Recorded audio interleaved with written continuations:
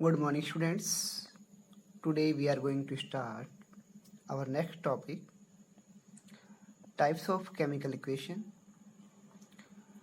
Previous time हमने balancing of chemical equation किया था. I hope you will clearly understand it. हमने कुछ एनसीईआरटी की जो प्रॉब्लम्स थी, क्वेश्चंस थे, वो भी किए थे. अब जो नेक्स्ट टॉपिक है टाइप्स ऑफ इक्वेशन से पहले कुछ थोड़ा सा रह गया था हमारा, वो कर लेते हैं. हमारी एनसीईआरटी की जो बुक है उसमें डायरेक्टली ये लिखा हुआ है, directly the specific conditions of the reactions.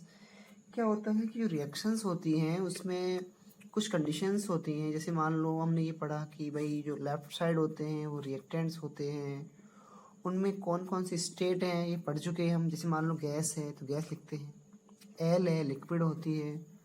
लेकिन इसके अलावा भी हम क्या है उसमें टेम्परेचर है, प्रेशर है, कैटलिस्ट है, एट्सेट्रा भी यूज करते हैं. उनके बारे में भी पढ़ेंगे. हमारी बुक्स में एनसीईआरटी में डायरेक्टली लिखा हुआ है, इक्वेशंस लिखे हुए हैं ये वाले. बट इसका जो स्पेसिफिक अगर नाम दें हम तो ये नाम ये होता है कि भाई making a chemical equation more informative, कि कैसे बनाएं इक्वेशन को मोर इन्फॉर्मेशन कैसे बनाएं, मोर इन्फॉर्मेटिव कैसे करें. उसके लिए हम टेम्परेचर यूज करते हैं. कितना टेम्परेचर हमने यूज किया हुआ है, यहाँ लिखा हुआ है एटीएम, एटमॉस्फेरिक प्रेशर. जो टेम्परेचर यूज लिखते हैं तो इसमें the specific condition of the reactions like temperature, pressure, catalyst etc. are written above or below the arrow in the chemical equations. CO gas है, कार्बन मोनोऑक्साइड है, hydrogen gas है, 340 atm atmospheric pressure. Methanol बन रहा है ये वाला और liquid है. एक्चुअली में जो मेथनॉल बन रहा है हम नेक्स्ट टाइम में हमारी इसी केमिस्ट्री में चैप्टर 4 है उसमें हम ये पढ़ेंगे. मेथनॉल एल्कोहल ग्रुप्स होते हैं, वहाँ हम अच्छे से इसको पढ़ेंगे कि एल्कोहल में कौन कौन से होते हैं. एथेनॉल है, मेथनॉल है, प्रोपेनॉल है. इसके बाद में evolution of heat of absorption of heat can be indicated by writing plus heat. यदि एब्जॉर्ब हो रही है प्लस हीट लिखते हैं on the right hand side. Okay, right side में यहाँ पर लिखते हैं. और और इसमें यानी कि रिलीज होती है तो माइनस में हम इंडिकेट करते हैं राइट साइड में. ओके, और left side of the equation respectively that is burning of carbon in present of air C plus O2 carbon plus oxygen equals to CO2 plus heat. हमारे NCERT book में एक example है, वो ये था कि भाई CO2 plus H2, CO2 aqueous है और एल लिक्विड है. सनलाइट और क्लोरोफिल की प्रेजेंट में जो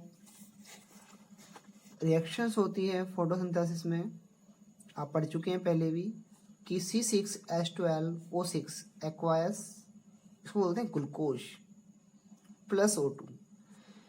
ये हमारी एनसीईआरटी की बुक में लिखी हुई है इक्वेशन ये वाली. हम इसमें चाहे तो हम ये देखें कि इसमें इक्वेशन बैलेंस है या नहीं है, और हम इसको बैलेंस भी कर सकते हैं. जैसे कि यहाँ पर देखिए आप, CO2 है, 6H2O है, सनलाइट है, क्लोरोफिल है. देखिए C6, यहाँ पर C कितने हैं, 1 है. ओके, मैंने यहाँ पे लिखा 6CO2. अब देखिए आप 6C कम्प्लीटली है. ऑक्सीजन कितने हैं, 12. कितने हैं, 6 2 या 12 और 6 ये 18 हो गए. यहाँ देखिए C6 है और 12, 18 हो गए. ओके, हाइड्रोजन 12 है. ओके, यहाँ भी 12 है. ये एक बैलेंस इक्वेशन है. वैसे भी ये हमारे इम्पोर्टेंट हमारे लिए क्योंकि इक्वेशन हमारे फोटोसिंथेसिस में यूज होती है. ओके, अब जो हमारा नेक्स्ट टॉपिक है वो टॉपिक है हमारा types of chemical equation. Okay, types of chemical equation में जो first equation, the chemical reactions are classified into different class depending upon the type of chemical changes taking place These reactions are as follows. First है combination reaction, नाम ही है combine यानी जुड़ना। Okay, combined reaction माना जुड़ना। ए reaction in which two और more reactants combine, reactants combine करते हैं, जुड़ते हैं, to form a single product is called combination reaction. That is calcium oxide quicklime, चूने का जो पत्थर होता है जो हमारे वाइट वाश में यूज होता है, रिएक्ट विग्रसली बहुत तेज with water to form calcium hydroxide CaOH की होल ट्वाइस सेलेक्ट लाइम, इसे बोलते हैं बुझा हो चूना, CaOH की whole twice. The reaction is highly exothermic, यानी कि इसमें रिलीज होती है, हीट रिलीज होती है। हमने यहाँ लिखा है कि प्लस हीट में, हमने ये पढ़ा था अभी कि जो एक्जोथर्मिक रिएक्शंस हैं जिनमें हीट रिलीज होती है उन्हें राइट साइड में प्लस साइन से हम डिनोट करते हैं। और जब रिएक्शन में हम भी कहें, सॉरी अगर मैंने पहले कुछ मिस्टेक से बोला हो तो ध्यान रखना, एक्जोथर्मिक रिएक्शंस में राइट साइड में प्लस लगा के हीट साइन का यूज करते हैं और एंडोथर्मिक में राइट हैंड साइड में माइनस लगा के और फिर यूज करते हैं हीट। ओके, तो CaO quicklime, sorry calcium oxide quicklime है, प्लस वाटर, लिक्विड है, सॉलिड है। ओके, एक्वा जलायोजित बोलते हैं जिसमें वाटर की कंटेंट्स होते हैं, calcium hydroxide select lime plus heat. Okay, इसके बाद में ये लिखा हुआ है solution of calcium hydroxide select lime is used for white washing walls. ये हमें थोड़ा नॉलेज के लिए मालूम भी होना चाहिए कि जो कैल्शियम हाइड्रोक्साइड है CaO है जो सेलेक्ट लाइम है यूज व्हाइट वाशिंग में, वॉल्स में पेंट करने में, व्हाइट वाश होता है उसमें यूज करते हैं।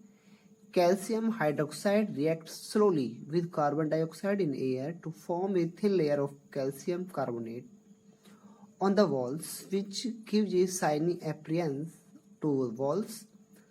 Calcium carbonate is formed after 2 or 3 days of white washing. Okay, तो ये कैल्शियम हाइड्रोक्साइड है, जब CO2 से यूज करती है तो क्या बनता है calcium carbonate solid plus water liquid. Burning of coal, कोयले का जलना, C+O2 CO2। Okay, reaction between hydrogen gas and oxygen gas to form water H2+O2। ये तो मैंने पहले भी बताया था आपको, रिएक्शंस हाइड्रोजन ऑक्सीजन के बीच में। ये इक्वेशन अगर मैं लिखूँ H2+O2 H2O, तो बैलेंस करने के लिए मैंने समझाया था आपको कैसे बैलेंस करते हैं कि बोथ साइड में, लेफ्ट साइड और राइट साइड में जो इसके जो एटम्स हैं उनकी संख्याएं वो कांस्टेंट रहती हैं, क्योंकि हमने पढ़ा था मास ऑफ कंजर्वेशन रूल पढ़ा था। इसके बाद में जो रिएक्शंस आती हैं वो आती है डिकम्पोजिशन रिएक्शन, नाम है डिकम्पोज माने टूटना। A reaction in which a single reactant break down to form 2 और मोर प्रोडक्ट्स, जिसमें टूट जाते हैं, ब्रेक डाउन हो जाते हैं, is known as decomposition reaction.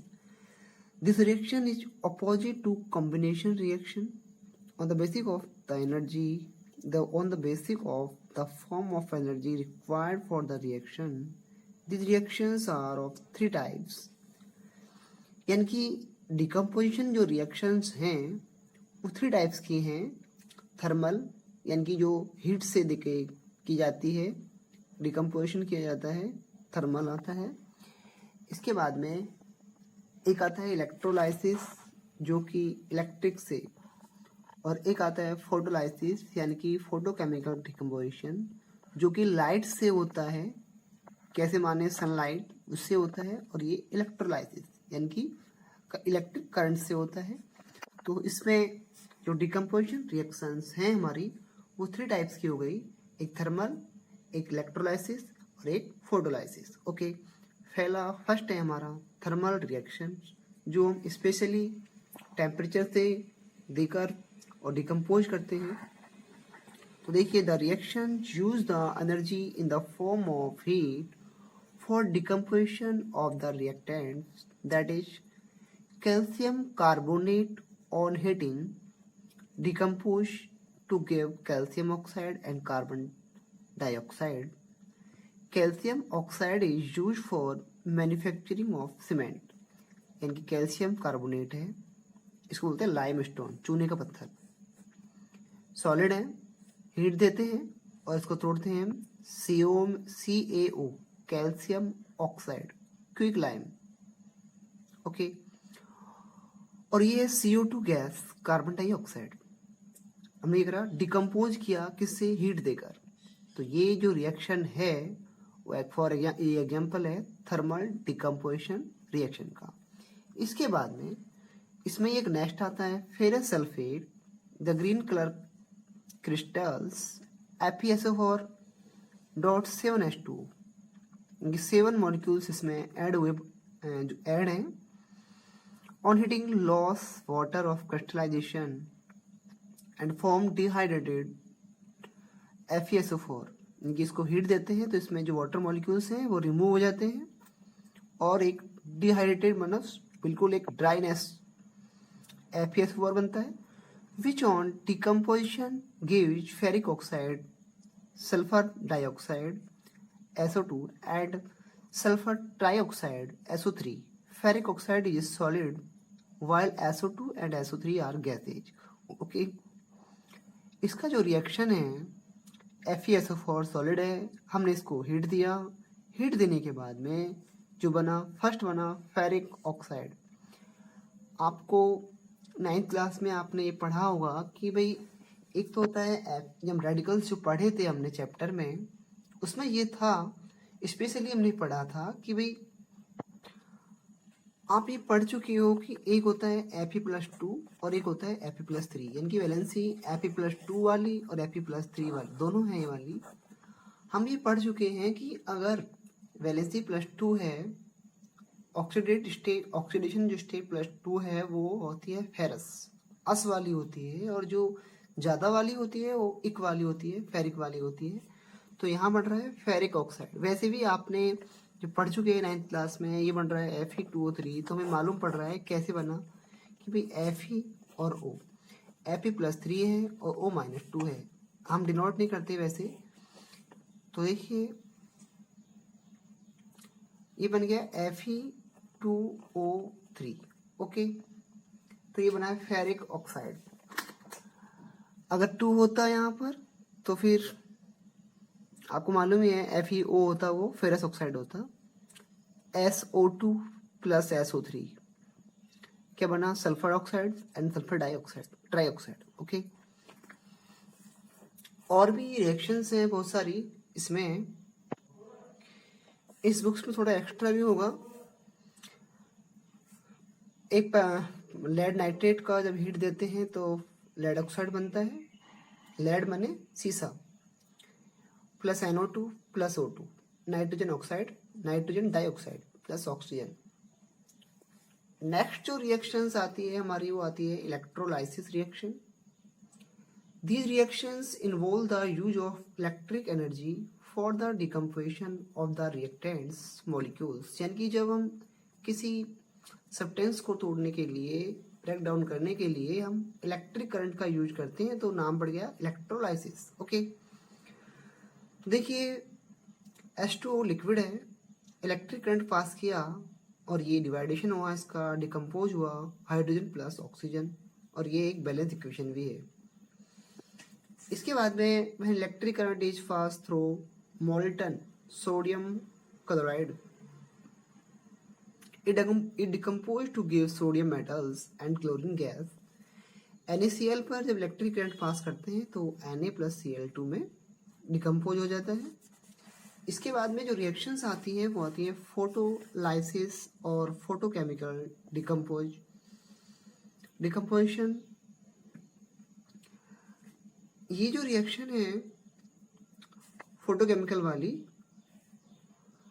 these reactions involve the use of light energy for the purpose of decomposition, that is when silver chloride is exposed to sunlight, यानी जब silver chloride को हम expose करते हैं, खुला छोड़ देते हैं सनलाइट में, ये डिकम्पोज या टूट जाता है, ब्रेक डाउन हो जाता है, to give silver and metal and chlorine gas, यानी कि Ag + Cl2, सिल्वर है ग्रेस वाइट में, and chlorine yellowish green. Okay, हमको सिर्फ इतना ही पढ़ना है, ये जो AgCl है जो वाला हमारा सनलाइट में Ag+Cl2 में ब्रेक डाउन हो जाता है। इसके बाद सिमिलरली हमने लिया है सिल्वर ब्रोमाइड लिया हुआ है, सनलाइट फिर दिया उस पर, तो ये बनता है Ag+Br2। The reaction of decomposition of silver halides, actually में हमारे जो हैलाइड्स में ग्रुप में ये आते हैं फ्लोरीन, क्लोरीन, ब्रोमीन और आयोडीन। ये आप आगे पढ़ोगे, वैसे तो एक चैप्टर 4 में भी एक बनी हुई है पूरी, ये तीनों के आते हैं हैलाइड्स में आते हैं, ये हम आगे पढ़ेंगे चैप्टर 4 में। इसके बाद में हमारा जो रिएक्शंस है नेक्स्ट वाला वो है डिस्प्लेसमेंट रिएक्शन। डिस्प्लेसमेंट आप नाम से देख रहे हैं, डिस्प्लेसमेंट माने इसका जो प्लेस है वो चेंज होना, स्थान का चेंज होना, वो है displacement reaction. Okay, displacement reaction है when a more reactive element displace less reactive elements, यानी कि लेस रिएक्टिव एलिमेंट्स को डिस्प्लेस कर सकते हैं, डिस्प्लेस कर देते हैं from its compound, it is called displacement reaction. For example है, जैसे मैं एक एग्जांपल लूँ, ये जिंक है और कॉपर सल्फेट से जब रिएक्शन करता है जिंक, एक्चुअली में कॉपर यहाँ जिंक से लेस रिएक्टिव है, इसलिए जो जिंक्स है वो बनाता है जिंक सल्फेट और कॉपर अलग हो जाता है। वैसे ही एक एग्जांपल और भी दिया हुआ है, जैसे Fe है, आयरन है, कॉपर सल्फेट है। इसमें हम देखते हैं कॉपर आयरन से कम रिएक्टिव है, इसलिए ये सल्फेट है आयरन के साथ जुड़ जाता है तो बनता है फेरस सल्फेट। ओके, देखिए और प्लस कॉपर मेटल, एक्चुअली में जो आप सोच रहे होंगे रिएक्शन में मोर रिएक्टिव क्या है, इसका भी थर्ड चैप्टर में, आपके यहाँ थर्ड चैप्टर में एक टेबल बनी हुई है। उस टेबल में स्पेशली हमें ये बताया गया है कि भाई कौन कितना जो रिएक्टिव एलिमेंट कौन कौन से हैं, ज़्यादा रिएक्टिव कौन से हैं, वो मैं दिखाता हूँ आपको अभी। यहाँ पे हम देखते हैं कि भाई reactive series, activity series of metals, कितनी कितनी रिएक्टिव मेटल्स हैं, सबसे ज़्यादा रिएक्टिव मेटल कौन सी है, ये सब इसमें बने हुए हैं। ओके, इनके डिक्रीजिंग का ऑर्डर ये वाला है, नीचे की ओर आते हैं तो डिक्रीज होते हैं रिएक्टिविटी का। ओके, ये हमारे यहाँ से चैप्टर 3 से मालूम पड़ता है कौन कौन से ज़्यादा रिएक्टिव है। वैसे आप जनरली याद रखें कि आयरन कॉपर से ज़्यादा रिएक्टिव है, क्योंकि क्वेश्चंस जो आते हैं इस पे, एक इस इक्वेशन पे क्वेश्चन आता है, और Zn कॉपर से ज़्यादा रिएक्टिव है, ये हमें याद रखना है। वैसे एनसीईआरटी की बुक में एक एक्टिविटी की हुई है जिसमें अभी आप पढ़ेंगे कि भाई एक कॉपर सल्फेट का सॉल्यूशन लिया हुआ है एक टेस्ट ट्यूब में, और उसमें जो नेल्स होती हैं 2 लिए हुए हैं, जो नेल हैं कील हैं, 2 सॉल्यूशन लिए हुए हैं। एक में तो उसको डुबो के, नायलॉन नेल को डुबो के रखते हैं और एक को वैसे रख देते हैं। तो हम ऑब्जर्वेशन करते हैं इसमें कि हम ये देखते हैं कि जो नेल्स हैं, जो कीले हैं, वो सॉल्यूशन को, जो सॉल्यूशन था जो ब्लू था कॉपर सल्फेट का, उसे ब्राउनिश कर देती है। तो इससे ये प्रूव होता है कि हमने एक नेल्स ली हुई हैं, 2 नेल्स ली हुई हैं, और नेल्स को जब हम डुबो के रखते हैं कॉपर सल्फेट के सॉल्यूशन में, ये सॉल्यूशन ब्लू है, और ऑब्जर्व करते हैं 2 या 3 दिन बाद में, आफ्टर 2 या 3 डे के बाद में, कि जो सॉल्यूशन है वो ब्लू से चेंज होता है ब्राउन में। तो इससे ये प्रूव होता है कि भाई जो आयरन है वो कॉपर से ज़्यादा रिएक्टिव है। ओके, इसमें सिंगल डिस्प्लेसमेंट है, सिंगल मतलब एक का ही डिस्प्लेसमेंट होना। It is type of chemical reaction where an element react with a compound and take place the place of another element in that compound is called single displacement reaction. Zinc being more reactive than copper displace copper from CuSO4 solution and form new products zinc sulfate and copper metal। यानी कि ये zinc है जो copper से ज़्यादा reactive है, इसलिए ये सल्फेट है यहाँ से ट्रांसफर होके जिंक पे आ जाता है, तो बनता है ZnSO4 प्लस कॉपर, यानी कि zinc sulphate plus copper. Similarly iron है, फिर मैंने आयरन का तो आपको बता ही दिया कि हमारी जो NCERT बुक में किया हुआ है, एक्टिविटी की हुई है कि बताया हुआ है उसमें कि ऐसे ऐसे हमने सॉल्यूशन लिया हुआ है।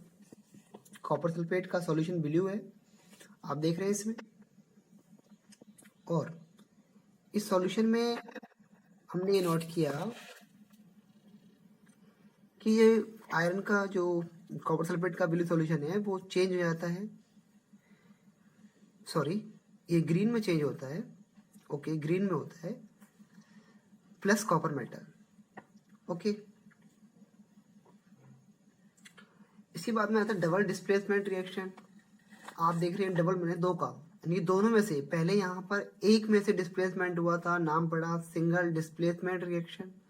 जब दोनों में डिस्प्लेसमेंट होता हो, दोनों जो कंपाउंड्स बने हुए हैं उनमें दोनों में, जैसे मान लो ये Na2SO4 है, ये BaCl2 है, यहाँ से Cl2 का यहाँ आना, SO4 का यहाँ जाना, दोनों में डिस्प्लेसमेंट होता है, नाम पड़ा double displacement reaction, okay. The reaction in which two different ions or group of atoms in the reactants molecules are displaced by each other is called double displacement reaction। दोनों में से डिस्प्लेसमेंट होता है। It is also called precipitation reaction, as precipitate is produced in such reactions, that is on adding sodium sulfate to barium chloride, a curdy white precipitate of barium sulfate and solution of sodium chloride are formed। ये Na2SO4 है, aqueous solution है, BaCl2 का भी aqueous solution है, barium chloride है, तो बनता है BaSO4, प्रेसिपिटेट बनता है, यानी कि अवक्षेप जो आता है नीचे की ओर बैरियम सल्फेट का प्लस NaCl। यहाँ हम देख रहे हैं कि SO4 का Ba पर आना, Cl2 का Na पर आना, ठीक है, डबल डिस्प्लेसमेंट रिएक्शन। और भी है, on adding silver nitrate solution to sodium bromide, yellow precipitate of silver bromide and solution of sodium nitrate are formed. AgNO3 aqueous है, NaBr एक्वायस है, बन रहा है AgBr प्लस NaNO3। यहाँ पर भी हम देख रहे हैं कि डिस्प्लेसमेंट दोनों में से हो रहा है, तो नाम पड़ा double displacement reactions, okay. The reaction in which acid or acidic oxide react with base or basic oxide to form salt and water are called neutralization reaction। हम ये पढ़ेंगे अभी इस चैप्टर, उसमें आगे भी पढ़ेंगे और अभी पढ़ेंगे कि हमने पढ़ा कि एक सिंपल रिएक्शन पढ़ते हैं हम, आज तक पढ़ते भी आए हैं आप, एसिड और बेस जब दोनों मिलते हैं तो क्या बनता है, सॉल्ट प्लस वाटर। यानी कि कोई सा भी एसिड ले लें और एक बेस ले लें आप, जैसे आप पढ़ा होगा HCl प्लस NaOH, क्या बनाया, NaCl प्लस वाटर। इस रिएक्शन में आप ऑब्जर्व करें, ये एसिड है, ये बेस है, ये सॉल्ट है प्लस वाटर है, तो क्या हुआ, न्यूट्रलाइजेशन। सॉल्ट कब बना, ना तो ये एसिड रहा अब इस रिएक्शन में, यहाँ आने के बाद में ना ये बेस रहा, यानी कि दोनों के जो इफेक्ट हैं, दोनों के इफेक्ट पूरी तरह कंप्लीटली डिस्ट्रॉय हो गए। तो ये रिएक्शन जो आती है उसे बोलते हैं neutralisation reaction. NaOH plus H2SO4 क्या बना, sodium sulphate plus water, okay, इसे बोलते हैं न्यूट्रलाइजेशन रिएक्शन। नेक्स्ट टाइम हम पढ़ेंगे ऑक्सीडेशन एंड रिडक्शन रिएक्शन, और जो इंटेक्ट के क्वेश्चन हैं वो भी सॉल्व करेंगे। Thank you.